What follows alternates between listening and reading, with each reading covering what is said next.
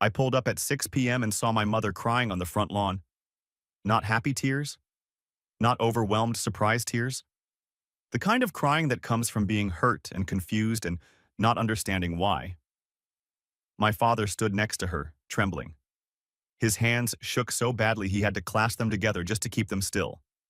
This was supposed to be perfect. I'd spent 4 months planning this moment. The $425,000 seaside mansion behind them, 3 bedrooms, ocean view, hardwood floors, was their 50th anniversary gift. The deed had their names on it. I'd paid cash, furnished it, stocked the fridge, covered the taxes for a year. All they had to do was walk through the door and start living the retirement they'd always dreamed about. Instead, they were standing on the lawn looking traumatized. I killed the engine and ran to them. What happened? What's wrong? Mom couldn't speak. Dad's jaw was clenched so tight I could see the muscles jumping. Your sister's inside, he finally said. Okay? She's supposed to be. I invited everyone for the surprise. She moved in. I stared at him. What? Her whole family, suitcases, kids upstairs. Her husband is grilling steaks on the deck like he owns the place. Through the windows, I could see movement. Lights on, TV flickering, my sister's SUV in the driveway next to Rick's sedan. They got here at 2, Mom whispered. 4 hours ago. We showed up at 5:30 like you said, and Rick opened the door with a beer and told us this was his house now. He told you what? He pointed at the door. Dad's voice cracked. Told us to get out. Mom's tears came harder. And she laughed. Your sister stood there and laughed while he did it. Something cold and sharp settled in my chest. Stay here, I'll handle this. Quick context. I made my money young. Tech startup, right timing, equity that actually paid off. Walked away at 32 with $8 million. Not billionaire rich, but comfortable for life rich. My sister took a different path. Married Rick at 24, had 3 kids, became a stay-at-home mom while Rick bounced between sales jobs. They were fine, middle class, 2-car garage, annual Disneyland trip, but not wealthy, and she resented it. I'd see it in small moments. The tight smile when I mentioned a vacation, the pointed comments about some people having it easy, the way she'd go quiet whenever anyone asked what I was up to. Our parents, though, treated us equally. Dad worked construction for 40 years. Mom was a school secretary. They retired 3 years ago with a paid-off house and a modest pension. Small place, built in the 70s, cramped, but theirs. Dad always dreamed of the coast. Someday, he'd say at the beach, when we can afford it. Someday never came. The numbers never worked. So for their 50th anniversary, I decided to give them someday. Found the perfect house 2 hours from the city. Made an offer, closed in 2 weeks, put the deed in their names. Then I planned a family dinner as the reveal. Sent everyone the address with no explanation. Big surprise, be there at 6. My sister texted immediately, what's at this address? You'll see. Is this your house? Just wait. I should have been more specific, because she showed up 4 hours early, saw the Ocean View mansion, assumed it was mine, and apparently decided her family needed it more than I did. By the time my parents arrived at 5:30, my sister and Rick had fully moved in. I walked to the front door and opened it without knocking. Rick was on the couch, beer in hand, barefoot, TV on. My sister stood in the kitchen with a wine glass, wearing that smile she got when she thought she'd figured something out. The kids' toys were scattered across the floor, their suitcases visible in the master bedroom down the hall. The smell of grilling meat drifted in from the deck. They both turned when I entered. My sister's smile faded. Rick stood up slowly. Hey man, we were just… Get out. He blinked. What? Get out. My sister set down her wine glass. Excuse me? This is your house. You bought it without telling anyone, typical you. But we talked it over and we need it more. This isn't my house. Silence. What? She asked carefully. This isn't my house, it's Mom and Dad's. Her face went pale. You're lying. I pulled out my phone, showed her the deed. Property owners. Mom and Dad's full legal names. Purchase date 2 weeks ago. Paid in full. Rick stared at the screen. That's not… You can't. I bought this house for their 50th anniversary. It's their retirement gift. The surprise I told you to come here for. My sister sat down hard on the kitchen stool. You bought them a house? A $425,000 house. All cash. Their names on the deed. And you didn't tell us? It was a surprise for them, not for you. But we're already moved in. Our stuff is here. Then get it out. Rick stepped forward. Come on, man. We're family. Surely we can work something out. Work what out? You moved into my parents' house without permission. Told my 73-year-old father to get out when he showed up. Made my mother cry on the lawn. We didn't know. You didn't ask. We thought it was yours. You're loaded. You don't need a beach house. And that made it okay to just take it? My sister's voice went desperate. We're struggling. 3 kids, 1 income, our rent keeps going up. You have $8 million sitting in investments. You can afford to help family. Help, yes. Let you steal a house I bought for our parents? No. We weren't stealing. You moved in, without permission, without asking.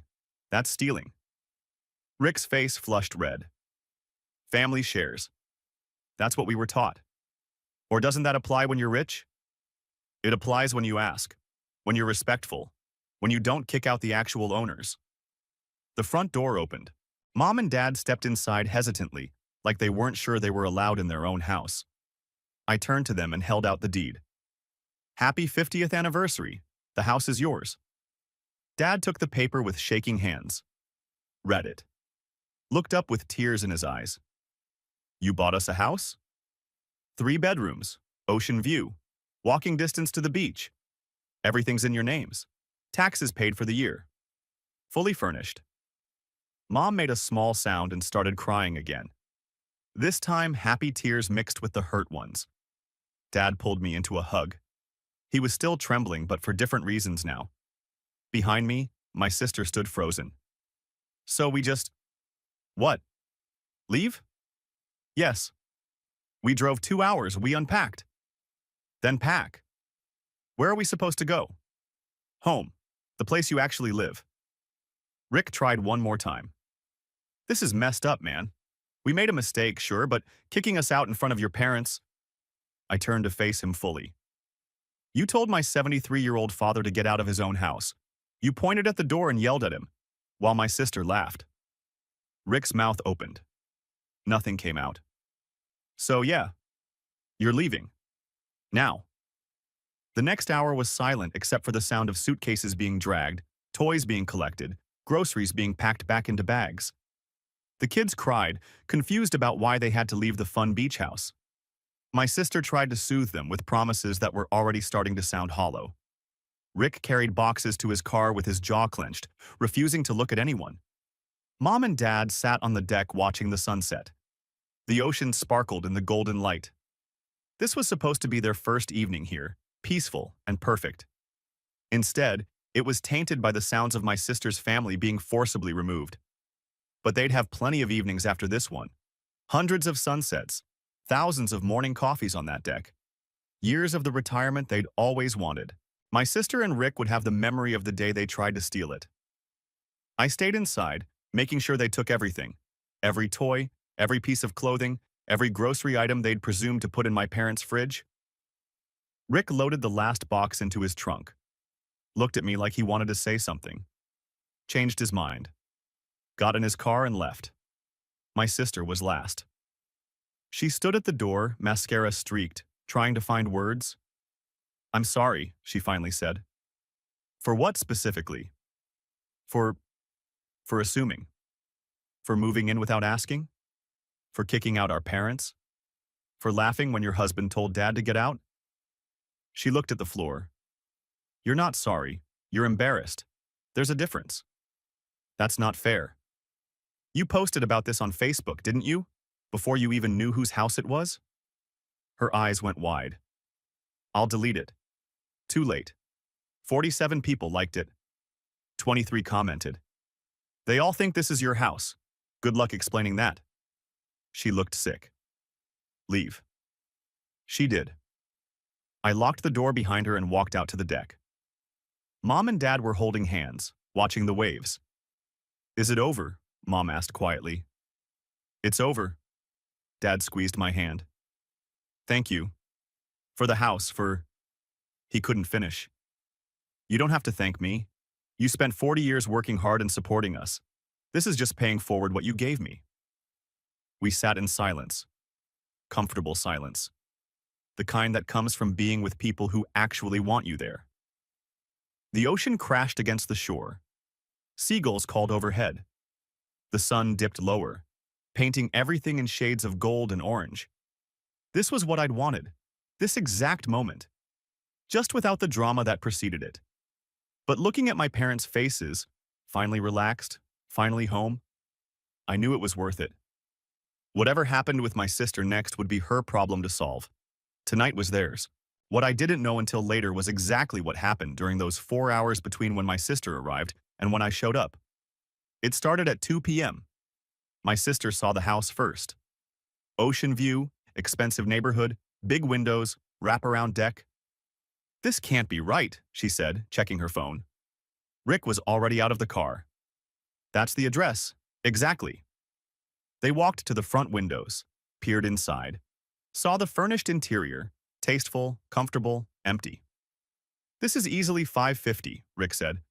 Maybe $600 with location. He rented a $600,000 house for one dinner? Or he bought it. My sister pulled out her phone and called me. Whose house is this? You'll find out at 6. Is this your house? I should have said yes or no. Instead, just wait and see. She hung up and turned to Rick. He didn't deny it. So it's his. Has to be. Another grand gesture to remind everyone how successful he is. Rick walked the property, calculating.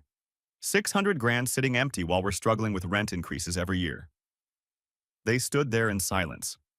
I can picture Rick's brain working, that salesman mentality always looking for angles.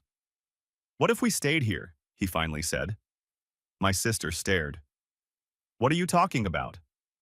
I mean, if it's his house and he's not using it, family shares. That's what he's always saying, right?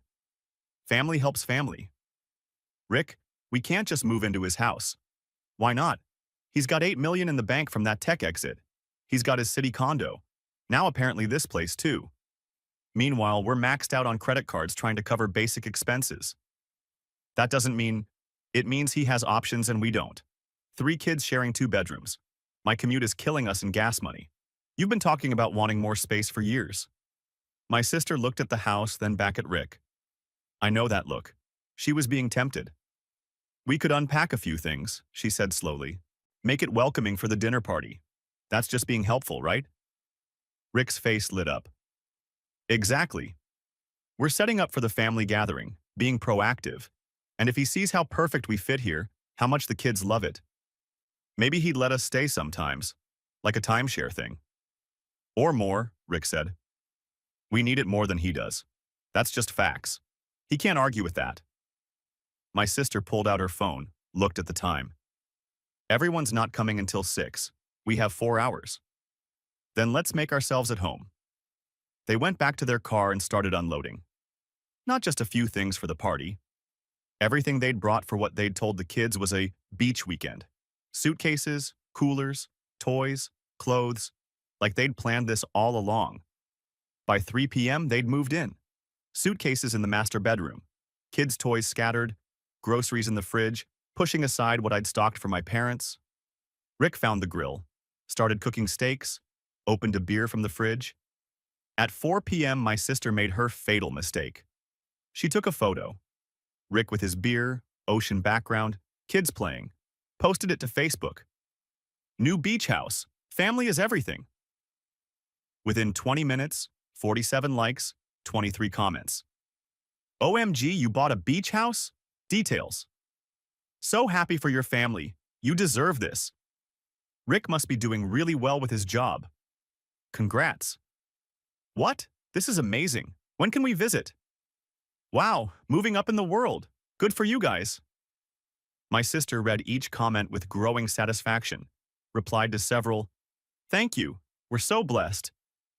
The kids are in heaven. New chapter for our family.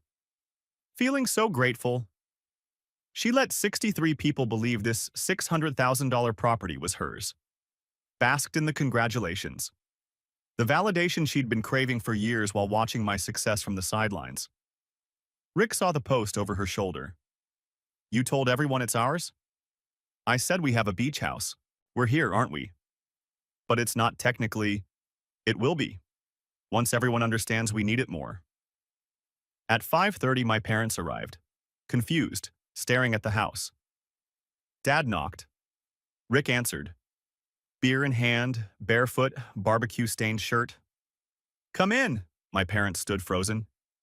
We're supposed to meet our son here? Yeah, he's not here yet. Come in. My sister appeared, wine glass in hand. Mom, Dad, come in. They stepped inside carefully. Sweetie, Mom said, whose house is this? Surprise, we're moving in. Silence.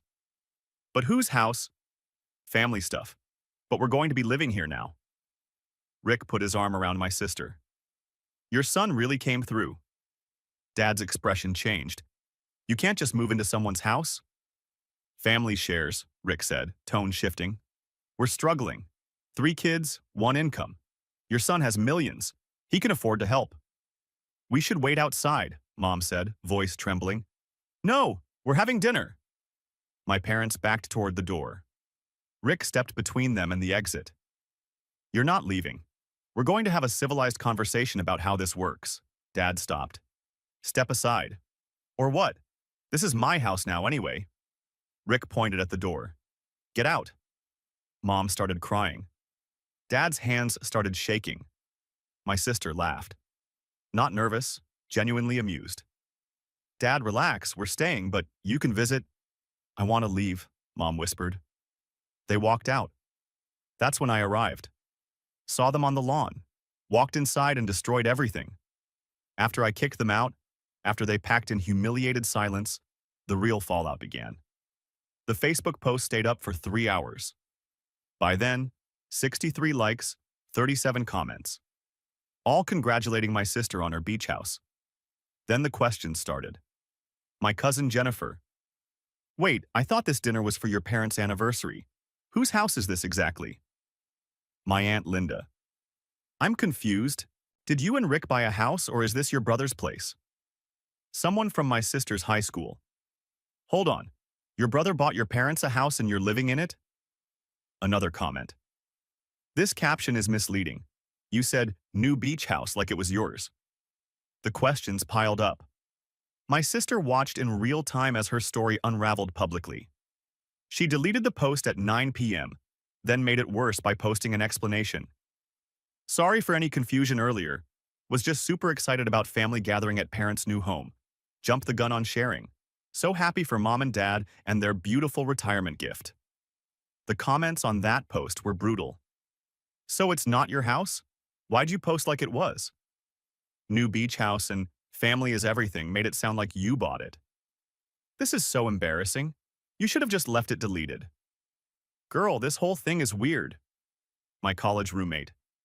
I'm really confused by this whole situation. Someone else. Did you move into your parents' gift from your brother? What's happening here? She deleted that post too. Went silent online.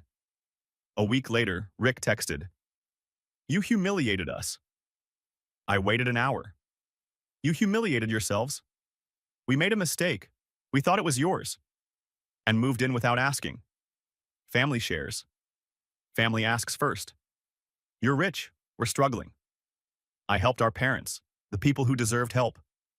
Long pause. Then, you always thought you were better than us. No, I thought I was different. I was right. I blocked him. My sister tried calling from different numbers. Left voicemails that started apologetic, ended defensive. First voicemail, day 3. Hey, it's me. I know you're mad. I'm sorry we assumed. But you have to understand our position. 3 kids, Rick's job situation, we're barely making it. When we saw the house, we thought maybe you'd understand. Call me back, please. Second voicemail, day 5. Okay, so you're really not going to talk to me? That's mature. Look, maybe if you'd been clearer about whose house it was, this wouldn't have happened. You were so secretive about the whole thing. How are we supposed to know? Third voicemail, week 2. You know what? This is ridiculous. We're family. Doesn't that mean something to you anymore? Or does your money mean more than your own sister? Mom's upset. Dad won't talk to Rick. The kids ask why Uncle won't answer our calls. You're tearing this family apart over a misunderstanding. I saved every voicemail. Never responded to a single one. She texted Mom, asking her to make me forgive her. Mom's response, he gave us a house. You tried to take it. Figure it out yourself. My mother had never been that blunt with my sister. Ever. Dad refused to talk to Rick at all. Told my sister he'd forgive her after she apologized to me. She never did. The Facebook thing haunted her for months. People who'd seen the original post brought it up at family gatherings. What happened with that beach house thing? My sister would go pale, mumble something vague, change the subject. Her friends stopped engaging. Comments dried up. That social validation she'd relied on just evaporated. She went quiet online. No more humble bragging. Just occasional photos of her kids, carefully cropped to show nothing about where they lived. The entitlement had been publicly exposed, and there's no coming back from that. But that wasn't the end of the story. 6 months later, Christmas was coming. And my mother made a decision that would change everything again. 6 months passed in silence. I didn't reach out. They didn't reach out. The family split cleanly down the middle. My parents on one side, my sister and Rick on the other, and me in the carefully maintained neutral zone of not caring anymore. My parents settled into their beach house like they'd lived there forever. Mom sent me photos every week, coffee on the deck at sunrise. Dad reading the paper in his favorite chair. Their evening walks on the beach, hand in hand like newlyweds. We can't thank you enough, Mom would text. This is everything we dreamed of. They'd sold their old house within a month, used the money to pad their retirement fund, take a cruise to Alaska they'd always wanted. For the first time in their lives, they weren't worried about money or space or whether they could afford to fix the water heater. They were just living. Meanwhile, my sister's Facebook stayed silent. No posts, no photos, just the occasional like on someone else's content. The woman who'd documented every meal, every family outing, every minor achievement had gone dark. I didn't miss her posts, but I noticed the absence. November rolled around. Thanksgiving came and went. I spent it with friends in the city. My parents had a quiet dinner for 2 on their deck. No family drama, no forced conversations, just peace. Then, in early December, my phone rang. Mom. Hi, honey, how are you? Good, busy with work. You? We're wonderful. The house is even better in winter. Watching storm clouds roll in over the ocean is just magical. I smiled. I'm glad you're happy. Listen, I wanted to talk to you about Christmas. My stomach tightened. I knew where this was going. We're having dinner here, Christmas Eve, just family. And I want you to come. Of course, I'll be there. Your sister's coming too. Silence. I know, Mom said quickly. I know it's complicated, but it's Christmas, and I miss having both my children together. Does she want me there? She hasn't said she doesn't. She's been quiet, withdrawn. I think she's ashamed. Good. She should be. Honey, Mom, she tried to steal the house I bought you. Her husband told Dad to get out. She laughed about it. And then she spent weeks trying to justify it instead of actually apologizing. I know, and your father and I haven't forgotten. But it's been 6 months. Maybe it's time to see if we can start healing. I let out a long breath. Is Rick coming? No. Your father was very clear about that. Rick is not welcome in this house. Not now, maybe not ever. And she's okay with that? She doesn't have a choice. It's our house, our rules. If she wants to see us, she comes alone. That surprised me. My mother had spent my entire life making excuses for my sister, smoothing over conflicts, asking everyone else to be understanding. Drawing a line this firm was new. What changed? I asked. Mom was quiet for a moment. That day.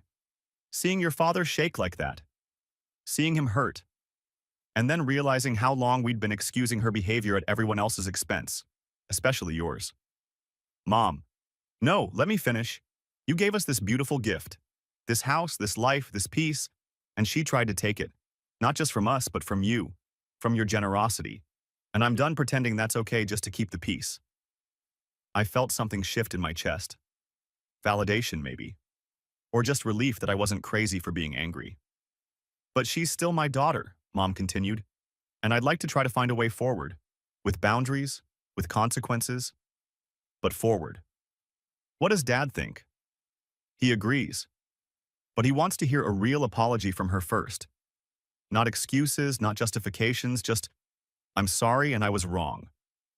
Has she given one? Not yet. That's why Christmas dinner might be tense. I almost laughed. Tense is one word for it. Will you come, please? I'm not asking you to forgive her, just to be there. For me and your father. I thought about it. Weighed my anger against my love for my parents. My need for boundaries against their need for family. I'll come, I finally said. But I'm not promising anything beyond showing up. That's all I'm asking. Christmas Eve arrived cold and clear. I drove the 2 hours to the coast, watching the landscape shift from city to suburbs to small towns to stretches of empty highway bordered by pine trees. I pulled up to the beach house at 4 p.m. My sister's car was already there, parked at the far end of the driveway like she was trying to take up as little space as possible. I sat in my car for a minute, steeling myself. Through the windows I could see movement. Mom in the kitchen. Dad setting the table. My sister sitting on the couch, alone, looking small. I grabbed the wine I'd brought and walked inside. There he is, Dad said, pulling me into a hug. He looked good, healthy, relaxed in a way I'd never seen him during his working years. Mom hugged me next, holding on a little longer than usual. Thank you for coming. My sister stood up from the couch. We made eye contact across the room. She looked different. Tired. Thinner.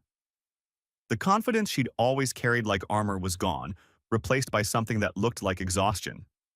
Hi, she said quietly. Hi. Awkward silence. Mom jumped in. Dinner's almost ready. Why don't you all sit down? I'll bring everything out. We moved to the table. Dad at the head, Mom to his right. I sat to his left. My sister sat at the far end, as far from everyone as she could get while still technically being at the table. The meal was good. Mom's roast chicken, garlic potatoes, green beans, fresh bread from the bakery in town. We ate mostly in silence, just the sounds of silverware on plates and polite requests to pass things. Finally, Dad set down his fork. So, we're all here. Let's address the elephant in the room. My sister looked up, eyes already watering. 6 months ago, Dad continued, you and your husband tried to take over this house. My house. The gift your brother gave your mother and me for our anniversary. You moved in without permission, and when we showed up, Rick told us to leave. My sister's tears started falling. Dad, let me finish. You laughed when he did it. You stood there and laughed while your husband disrespected me in my own home. And then you spent weeks trying to justify it instead of apologizing. I'm sorry, she whispered. I'm not done. Your brother worked hard for his money. He chose to spend it on giving us something we'd always dreamed of. And you decided you deserved it more, that your struggles mattered more than his generosity or our happiness. I was wrong, my sister said, voice breaking. I was so wrong. Yes, you were. She looked at me then, really looked at me. I'm sorry. Not just for that day, but for everything. For resenting your success. For assuming you owed me something. For letting Rick convince me we had any right to that house. For laughing when I should have stopped him. For all of it. The words came out raw, unpolished. Not the careful justifications from her voicemails. Just plain, painful truth. I've been jealous of you for years, she continued. Since you sold your company. Maybe before that. And instead of being happy for you, I turned it into something you owed me. Like your success was somehow taking from my life instead of just being separate from it. She wiped her eyes with her napkin. I posted that Facebook thing because I wanted people to think we'd made it, that we were successful too. And when it all fell apart, I blamed you for embarrassing me instead of taking responsibility for embarrassing myself. Mom was crying quietly. Dad's expression hadn't changed. I didn't know what to say. Part of me wanted to accept the apology, move on, rebuild. Part of me was still angry, still hurt. "Where's Rick?" I asked. "Home, with the kids." "Does he know you're here?" "Yes." "Is he sorry?" My sister looked down. "He says he is. But I don't know if he means it or if he's just sorry things didn't work out the way he wanted." Honest answer. "He's not welcome here," Dad said firmly. "Not until he can apologize directly and mean it. And even then, it'll be a long time before I can be in the same room with him." My sister nodded. "I understand." We sat in heavy silence. The ocean crashed outside, rhythmic and indifferent to family drama. "I'm not asking you to forgive me," my sister said, looking at me. "I know I don't deserve that. I just wanted you to know I finally understand what I did. And I'm sorry." I looked at her. Really looked. Saw the exhaustion, the shame, the genuine remorse that had taken 6 months to surface. "Okay," I said. "Okay? I hear you. I appreciate the apology. I'm not ready to forget what happened, but I hear you." She nodded, fresh tears falling. "That's more than I deserve." After dinner, I helped Mom clean up while Dad and my sister sat on the deck talking quietly. Through the window, I watched him gesture at the ocean, at the house, explaining something. She listened, nodding, wiping her eyes occasionally. "How are they really doing?" I asked Mom quietly. "Her and Rick?" Mom sighed. "Not well. Rick lost his job 3 months ago. They're behind on rent again. Your sister's been applying for part-time work, but with 3 kids and no childcare, it's difficult." "And she's still married to him?" "For now. I think she's starting to see him differently. What happened here showed her a side of him she'd been ignoring. The entitlement. The willingness to hurt others to get what he wants. Will they make it? I don't know. I hope so for the kids' sake, but I'm not optimistic." We finished the dishes in silence. I looked around the kitchen, my parents' kitchen, in their house, in the life I'd given them. "Are you happy here?" I asked. Mom smiled, the real kind that reaches the eyes. "Every single day. Your father and I take morning walks on the beach. We've made friends with neighbors. We're actually living instead of just surviving." "Good. That's what I wanted." She hugged me. "You gave us more than a house. You gave us peace. Don't ever think it wasn't worth it, even with all the drama." I left around 8. My sister was still there, talking with Dad on the deck. She looked up as I walked to my car. "Thank you," she called out, "for coming, for listening." I nodded. Didn't say anything else. Drove home through the dark, Christmas lights blinking in small-town windows, feeling something I couldn't quite name. Not forgiveness, not yet. But maybe the beginning of letting go. My phone buzzed at a red light. Text from Dad. "Thank you for giving her a chance to apologize properly. And thank you for this house, this life. We love you." I smiled and kept driving. 2 years later. I'm sitting on my parents' deck on a Tuesday morning in June, drinking coffee and watching pelicans dive for fish. The ocean is calm today, that deep blue-green that makes you understand why people spend their whole lives chasing this view. My parents are inside, making breakfast. I can hear them through the open door, Mom humming something, Dad making a joke about burning the toast again. They sound happy. Actually, genuinely happy in a way I never heard during those 40 years of construction work and school secretary paychecks. This is their life now, every single day. They wake up at 6 and take a 2-mile walk on the beach. Come home, make breakfast together, read the paper on the deck. Dad's taken up woodworking in the garage, builds little boats that he gives to neighbor kids. Mom volunteers at the local library, leads a book club, has actual friends she has lunch with. They've lived here full-time for 2 years and 4 months. Haven't regretted a single day. Last month, Dad tried to write me a check for the property taxes. I tore it up. "It's your house," I told him. "I'm not taking money for your own house." You gave us too much, he said quietly. We can't ever repay this. I don't want repayment. I want you to enjoy it. That's the payment. He hugged me then, the way fathers do when words aren't enough. My sister and I are cordial. That's the word I'd use. Cordial. Polite. Distant. We exchange Christmas cards. I send birthday presents to her kids. She texts me, congratulations when I buy a new condo in the city. Surface-level family relationship, the kind where everyone's just managing the aftermath of something that broke too badly to fully repair. We see each other twice a year, maybe 3 times. Always at my parents' house, never at hers. Always with other people around as buffer. We talk about safe topics, the kids' school, the weather, mom's book club drama. We don't talk about the beach house. We don't talk about that day. We don't talk about Rick. Rick. Rick never apologized. Not to my parents, not to me. 2 years later and he's still bitter about it. Still convinced he was justified. Still telling anyone who'll listen that I'm selfish with my money, that family should help family, that I could have set them up if I wasn't so concerned with making a point. My sister stopped defending him about a year ago, stopped making excuses for his attitude. But she's still married to him, still living in that same cramped house with the kids sharing bedrooms and the rent that keeps climbing. They're still struggling. Rick's had 4 jobs in 2 years. Keeps getting let go or quitting because he doesn't feel valued. My sister works part-time at Target, which helps but isn't enough. Last Christmas, she showed up at the beach house looking exhausted. Thinner than she should be. When Mom asked if everything was okay, she just smiled that tight smile and said they were managing. They're not managing. They're drowning. And Rick's pride won't let him ask for help. Not from family, not from anyone. Because asking would mean admitting he's not the success story he tells himself he is. I don't feel bad about it. Maybe I should.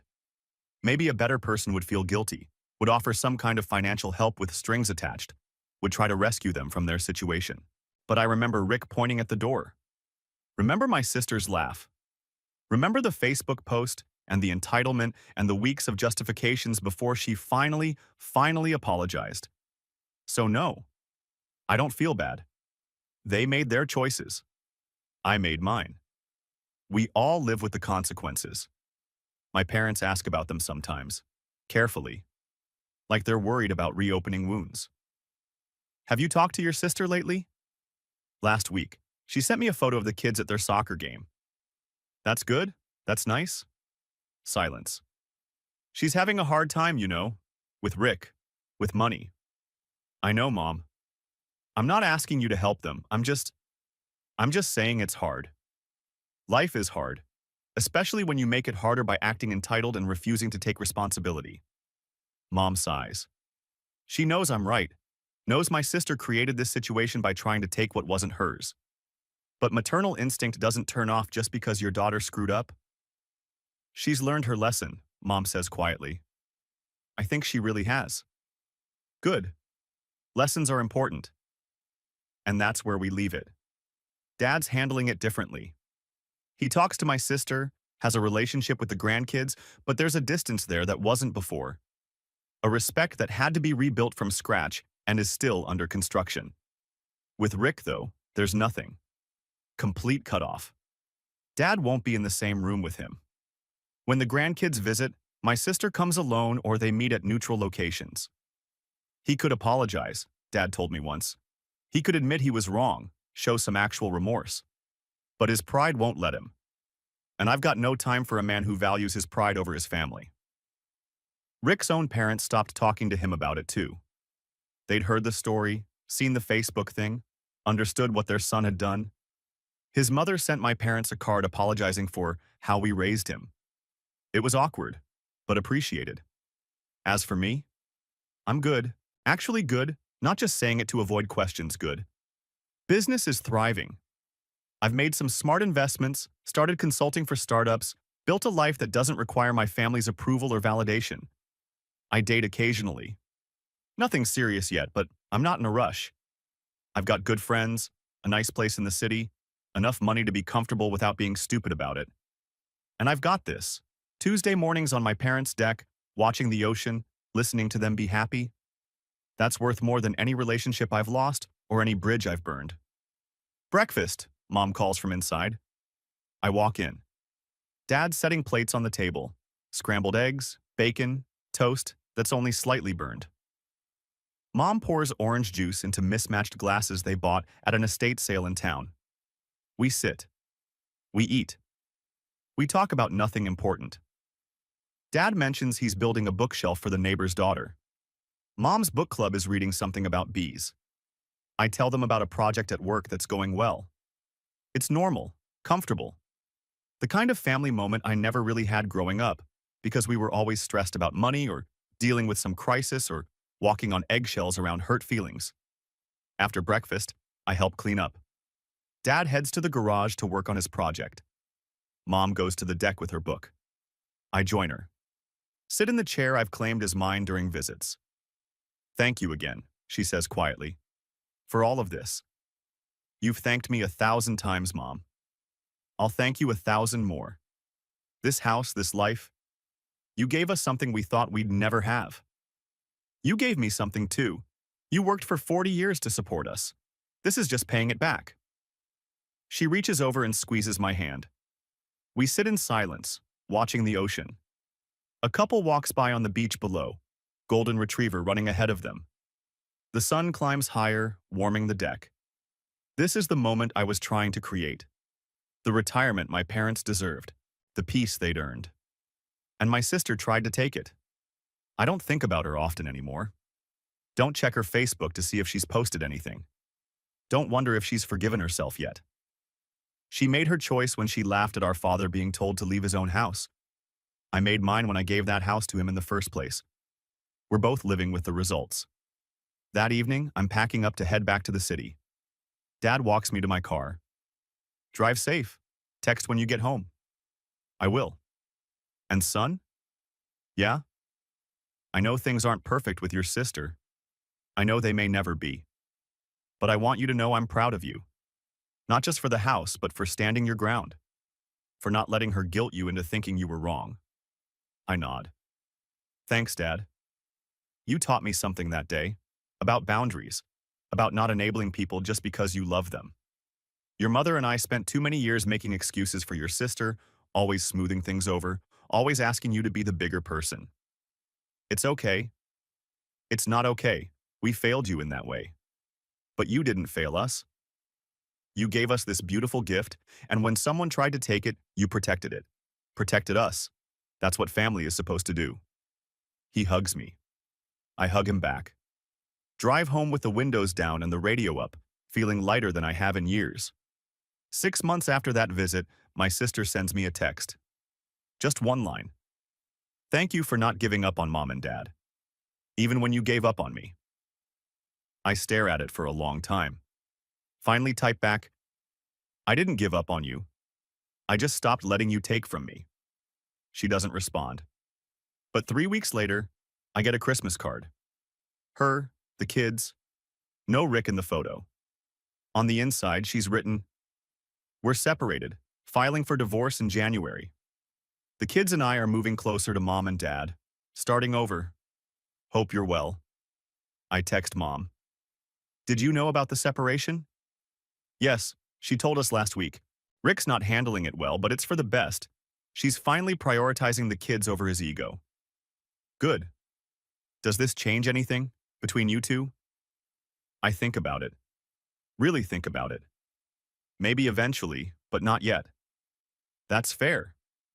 And it is fair. Because forgiveness isn't automatic. Rebuilding trust takes time, and some damage runs too deep to ever fully repair. But maybe, someday, we'll get to cordial plus. That's enough for now. My parents just celebrated their 52nd anniversary. They had dinner on the deck, just the two of them, watching the sunset paint the ocean in shades of gold and pink. Mom sent me a photo. Dad raising a glass, her smiling beside him. The house I bought them framing the moment perfectly. The caption, living the dream. Thank you for making it real. I saved that photo, printed it out, put it on my desk at home. Because that's the whole point, isn't it? Not the money I spent, Not the drama with my sister, not the lesson about entitlement or boundaries or consequences. The point is, two people who worked their whole lives finally getting to rest, getting to be happy, getting to wake up every morning and choose joy instead of survival. My sister tried to take that. I made sure she didn't. And every time I see that photo, Dad's smile, Mom's eyes, the ocean behind them, the peace they've earned, I know I made the right choice. Family isn't about taking what you need from people who have more. It's about respecting what they've built, honoring what they've given you, and protecting what they deserve. My parents deserved that house.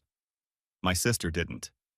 And 2 years later, I still don't regret drawing that line.